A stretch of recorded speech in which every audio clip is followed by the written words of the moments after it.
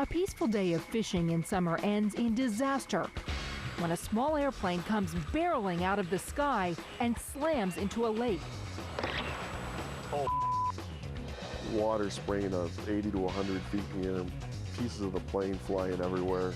It's hard to imagine anybody surviving that. July 29, 1994, Waterford, Michigan. Mark Gomez is shooting his public access fishing show on Pontiac Lake, hoping to reel in a big catch for the camera. All morning long, there'd been a plane or two that crossed over the lake, but there was one plane that came over and it sounded like it stalled, and that's when I realized that the plane was in trouble. Tape that, man. Tape it.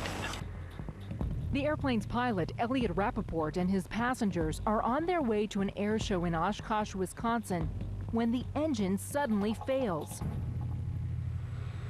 And at about 800 feet, the engine began to sputter.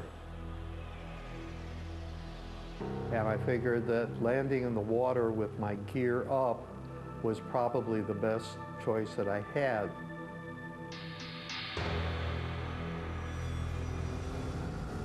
Gomez speeds over to the wreckage to see how he can help. Fortunately, the plane crashes in only about 4 feet of water, so it doesn't sink. I got there very fast and there was already people in the water, calmly bringing the people out. Bystanders are able to rescue the 2 injured passengers from the wreckage, but they need help with Rappaport. He's still inside the cockpit and bleeding from his head. The camera guy, he got a little squeamish about the whole thing. So I grabbed the camera and as I started shooting after that, I was more concerned about making sure I got the scene on tape.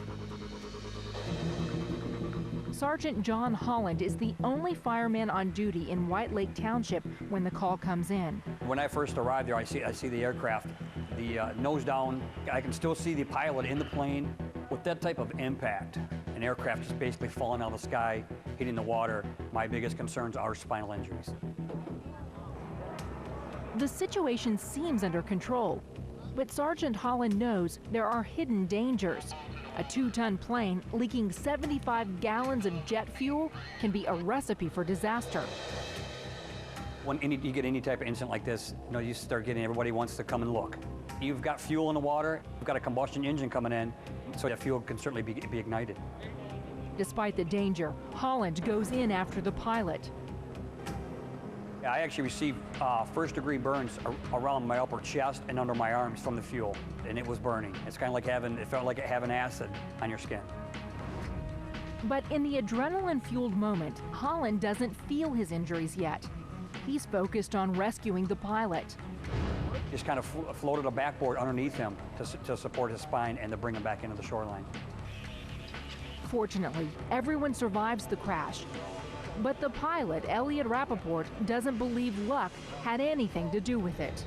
The training that I had, I believe, is what saved my life. Had I not had that, I probably would have spiraled down and crashed.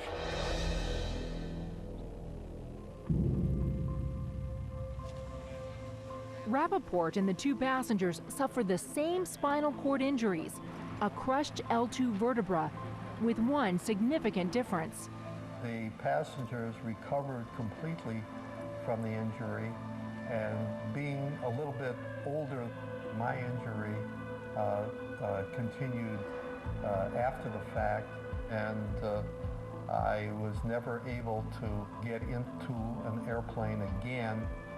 Just pleased that I had the training that I did have, and I was able to come out as a whole person. Did you get that? Yes.